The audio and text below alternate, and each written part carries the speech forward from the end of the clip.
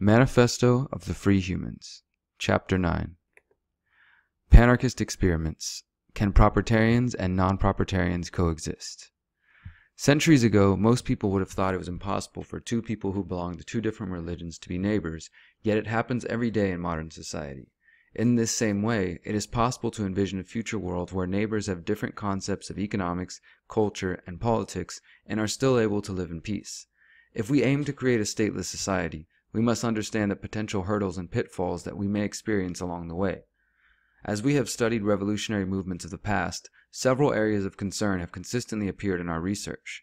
We hope to remedy these complex situations by providing a balanced perspective into how people of varying beliefs can coexist. As we have made clear in the previous chapters, we believe society is capable of spontaneously organizing without the need for central authority or government. However, one of the biggest roadblocks to achieving this goal comes from within the radical movements themselves, namely the conflict between those who believe in private ownership of property is itself an act of violence or theft, and those who believe private property norms are the key to a free society.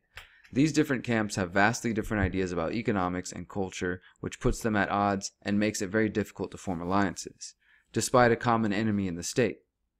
However, these differences are not irreconcilable, and it could be possible for these groups to live side by side if they both adopted an attitude of mutual respect.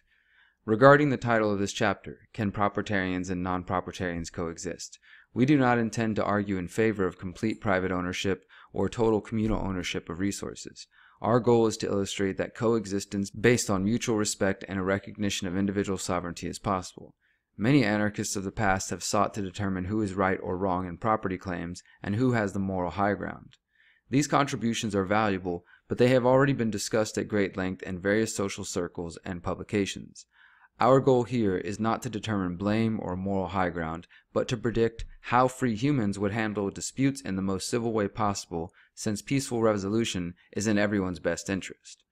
This is not to say that morality is relative or a matter of opinion.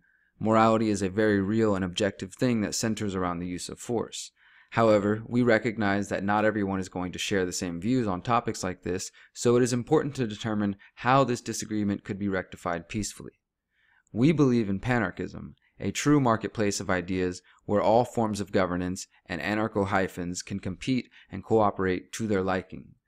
During the transitionary period between the state's total collapse and establishment of new free communities and collectives, there is great potential for a power vacuum as opposing groups attempt to gain a foothold in the post-state world. However, we predict that this potentially violent period will be short as people realize that peace and cohabitation is in their own self-interest. If the battle with the state was particularly grave, it is highly unlikely that the people will want to continue to wage bloody conflicts amongst themselves. This is not to say that conflicts will be non-existent, but we believe mutual respect will make for more manageable conflict resolution. The anarchists involved in the Spanish Revolution of 1936 were ultimately crushed by competing factions of communists and statists. This lesson should not be forgotten.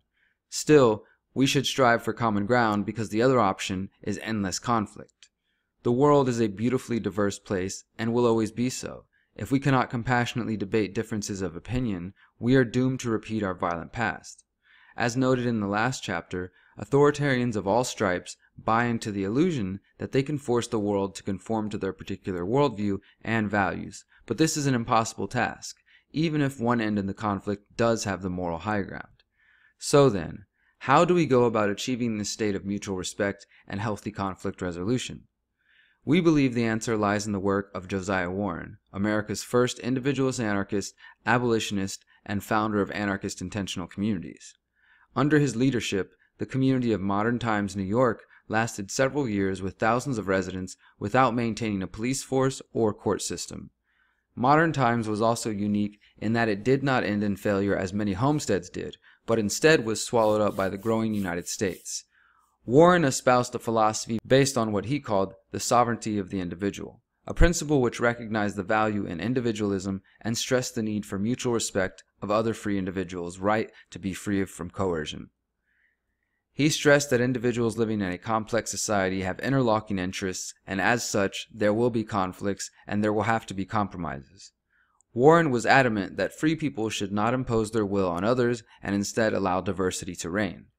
According to Warren, quote, "Liberty, then, is the sovereignty of the individual, and never shall man know liberty until each and every individual is acknowledged to be the only legitimate sovereign of his or her person, time, and property, each living and acting at his own cost, and not until we live in a society where each can exercise his right of sovereignty at all times without clashing with or violating that of others." With this principle in mind, let us examine a few scenarios involving conflicting views of property and see if there is a possibility for coexistence.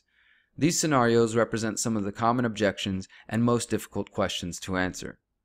First, imagine the state has dissolved and people are free to organize and homestead without intervention. In the absence of the state, competing insurance companies would insure people's property against theft or harm.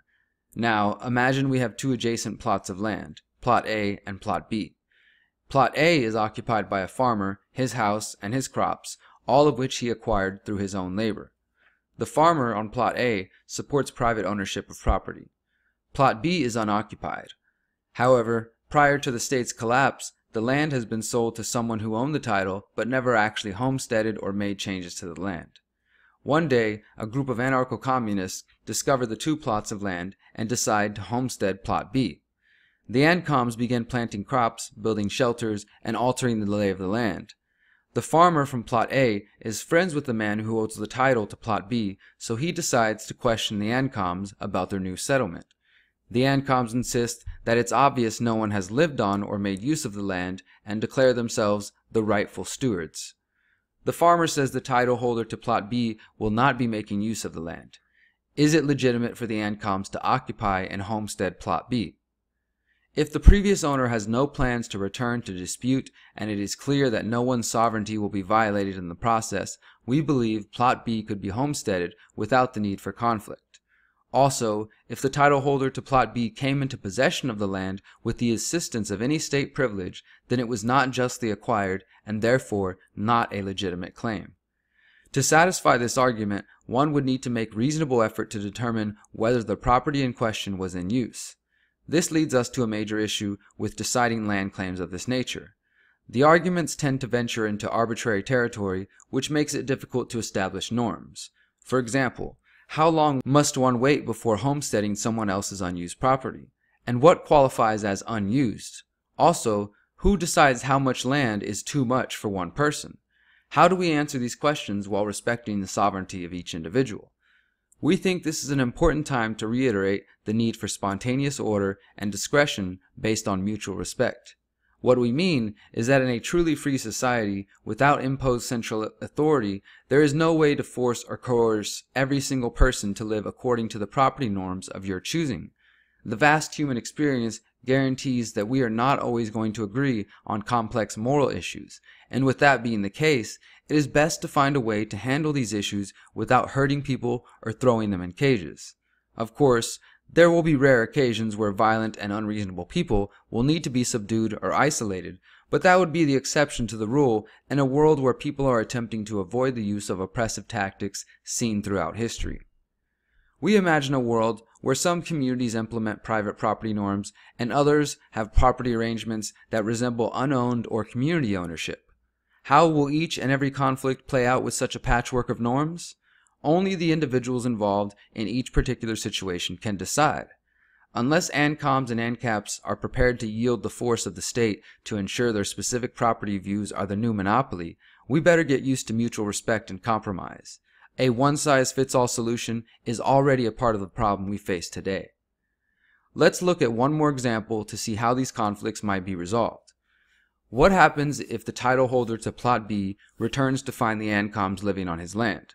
The title holder tells the ANCOMs he has been waiting for the right time before he chose to build on the land. The ANCOMs say that they have found the land unused and believe they now have a stronger claim due to homesteading. Who has the stronger claim?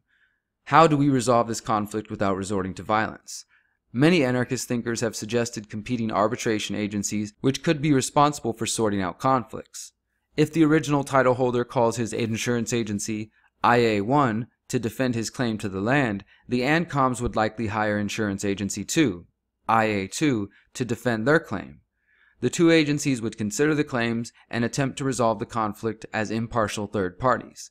In the event that the two agencies cannot resolve the conflict to the satisfaction of their customers, the title holder and ANCOMS would hire an arbitration agency to settle the dispute for good. If, after consulting with the insurance agency and the arbitration agency, one of the parties are still not satisfied, a private protection agency could be hired to enforce the ruling.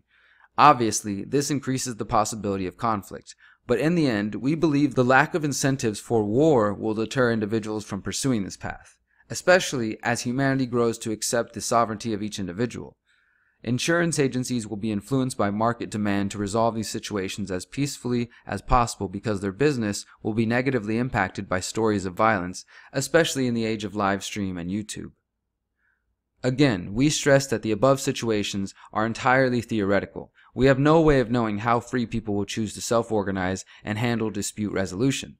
There will always be conflicts and differences of opinion. It is up to each of us to hold ourselves to a higher standard and strive to always respect the sovereignty of other individuals and use our best discretion in each case of conflict. Even if the whole of society is forced to accept one specific dogma, there will always be dissenters, and the only way to stop the dissent is to enact totalitarian control. We can either have freedom to disagree and peacefully resolve conflicts, or we can continue the cycle of violence and coercion. It has been said that ideas which are worthy do not require force or violence to implement. If one stands by their beliefs wholeheartedly, they should be able to respectfully debate the merits and potential failures without resorting to violence.